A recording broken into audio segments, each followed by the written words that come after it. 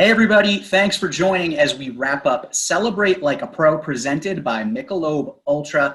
I'm Jeff Lemieux, and better to join me today as we break down goal celebrations than Mr. Stanky Leg himself, CD9, Charlie Davies. We're going to get to do something fun today too. We're going to break down goal celebrations. Everybody loves goals. Everybody loves goal celebrations.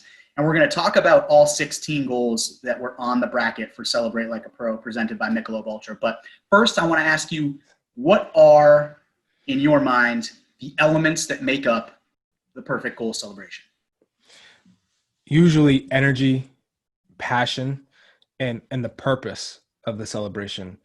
Whether it is to get back at what someone said, maybe it's a rival, which usually adds fuel to the fire. You go to the rival's fans and you do a dance or a celebration. For me, it's all about bringing people together. Let's roll through the bracket. I got to get your thoughts real quick on each of these 16 goals. Okay. Because we have crowned a champion, so we will talk about those as well. But let's roll through and take a look at the 16 goals. First celebration on the docket. We might as well start with CD9 himself. It's the tiptoe. Tell me what's going on here. How do you feel about your own form? Where did this come from? Yeah, we had been playing this song in the locker room, tiptoeing in my Jordans. So I was pretending like I'm in my Jordans and I'm tiptoeing. Yeah, I also hear a song when I see this, but it's I'm a little teapot short. Like that's what I hear when I see this. That's what I envision you singing as you were doing this. Yeah, definitely so not. Just know that. Okay. All right. Next on the docket, we've got this one. This was controversial because Kai Kamara was yellow carded for this celebration. Your thoughts on getting a little racy with it? I love dances. I think Kai stole this one from Steven Lenhart when he did it for San Jose Earthquakes in years, I think a couple years prior to this. So I give him an A for the idea. I think the actual execution is probably like a B, and I think he'd agree with that. Here we go with the eventual champion. This one has obviously become synonymous with Kellen Rowe, Rowe in the boat. Mm-hmm. This one took the crown. Your thoughts on? Did it really take the crown? Not feeling that? It's one of those things where I feel this one because the whole team's bought into it. I was there. I'm in the background. They get on the boards. They row the boat. Kellen's passionate about it. But I think if you're looking back at it, the whole idea of it, I don't know about it. And if you tell the guys in the locker room, they'd be like, no way. But when he first pulled it out, I think this was the first time I'd seen it. I loved it. I thought it was a well done. It goes with it. It's his last name. It's a play on Rowe, a row in the boat, and he scored a banger. So row the boat, and everyone was into it. Yeah, that's the thing. He busted it out. The fans responded well, and he stuck with it. And now it's part of Revolution lore. Yeah, I'm okay with it. All right. We've got Carlos here, and these ones are always classic. When you can call out the referee in your goal celebration, that's always a good thing, right? Yep. The VAR, and then to his ear, and then the punching it through. Yeah, I'm all about this one. Hey, what were you saying about the VAR? Yeah, VAR this. 3 points to the Revs. I like it. This guy. Who's this guy? You talked about team-specific celebrations. This is one. How is this not a winner? How is this not a winner? I don't even know if this one got out of the first round, to be honest. What? I know, which was surprising. It's against rivals, New York Red Bull. You score the goal. I'm Olaying them. I'm a matador. Come on, you got the guys bought into it. Kellen, Juan Agadello, Teal. I'm a little disappointed. It is what it is. This was a classic as well, which I thought was going to be huge. Again, didn't get out of the first round. It's again team specific. This is against the Chicago Fire. Dempsey does the stop, drop, and roll. I'm going to guess you like this one. Of course. You're putting out the fire. You're rolling. You're putting them out. You score the goal. How is that not higher? This one was pretty clever. Yeah, I thought it was a great celebration.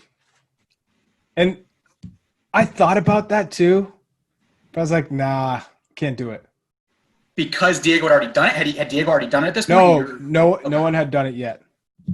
But then he scored and he did it. This one, it's a tough one for me. It's a tough one for me because it's the classic knee slide. Tough to execute, but it's in the moment. This was such a great moment. You can feel the emotion. It's just, as a Revolution fan, thinking about what happened in the next 45 minutes or so after this. So I'll just ask you, the knee slide itself, your thoughts on the knee slide. Take everything else out of it. The knee slide is class. It is. He hits it to perfection. The distance, the actual posture of the slide, and into all of us on the side. I remember this match it hurts because the way we were playing, how confident we were, how informed we were, we deserved better on this day. This is one of the most recent goal celebrations. Andrew Farrell, 6 seasons into MLS, finally scores his first professional goal. This one's just pure emotion. Mm-hmm. He's one of those guys that I wish nothing but the best. Great celebration. And that's the passion I'm talking about, the energy. You don't really have to do much, but if you show the passion, the energy, and how much it means to you, it makes a great goal celebration. And then you see the teammates, all of his teammates, when you see 5, 6 guys running to you and how happy they are for you, that adds to the celebration. Oh, this one means a lot. I think this is the only time you did the stanky leg with the Reds, at least that I can recall. And this was your first goal in a Revolution jersey. It was at Red Bull Arena. You went to the Classic. How many times overall did you do the stanky leg? I'm not sure.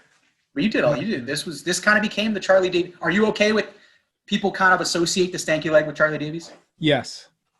All right. This one ended up going to the Final Four, which I was a little surprised about, but clearly a big nostalgia factor. This is Darren Sawatsky celebrating the first win in Revolution history. Yep. I watched this match, and this celebration, again, it just shows how passionate he is about the game, how much it means to him. And look at all his teammates celebrating with him. The game winner. It's fantastic. Next up on the docket, it's the Ryan Guy flip, which I feel like does not get a lot of attention. I couldn't pull off the flips.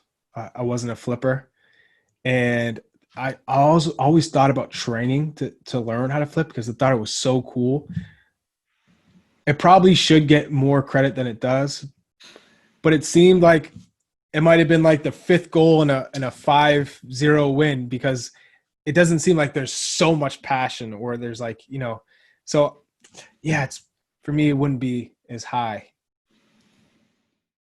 This is a classic for me. Lot of context around this one. Mm-hmm.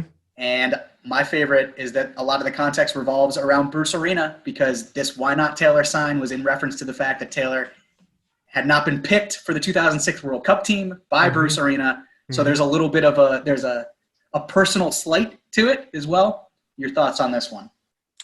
Yeah. You didn't get picked for the World Cup team. You felt you got wronged. The fans felt you got wronged. They put out a sign and you score your goals because that's what Taylor did. Taylor Twellman is synonymous with goal scoring in Major League Soccer. And so you see the fans are with you. You're cut deep. So you go in front of your sign, the sign they made for you, and why not Taylor? And you pose because you're making a statement.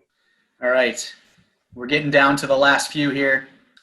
See, this was a classic. You get the group archery celebration, and this one has the added element too that this was on national TV and a huge win over the LA Galaxy, who were the defending champs at the time. So it had a little bit of extra context to it.